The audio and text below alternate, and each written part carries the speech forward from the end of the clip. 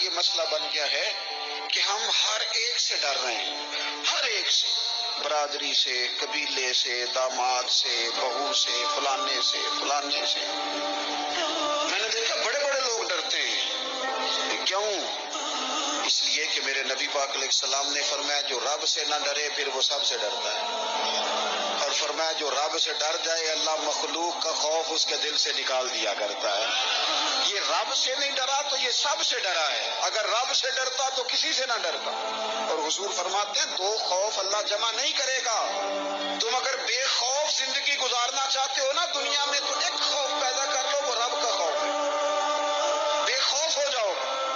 اور اگر تم یہ خوف پیدا نہیں کرتے پھر تو سائے سے ڈرو گے، پھر سانپ سے نہیں رسیوں سے ڈرو گے، پھر تو جگہ جگہ تمہیں کمزور کر دیا جائے گا، پھر تو لوگ ہر وقت تمہیں بھگائیں گے، ڈرائیں گے۔ ایک خوف پیدا کر لو اللہ کا، پھر دوسرا کوئی خوف قریب نہیں آئے گا۔ اور ایک معنی میں اور کہا اللہ دو خوف جمع نہیں کرے گا۔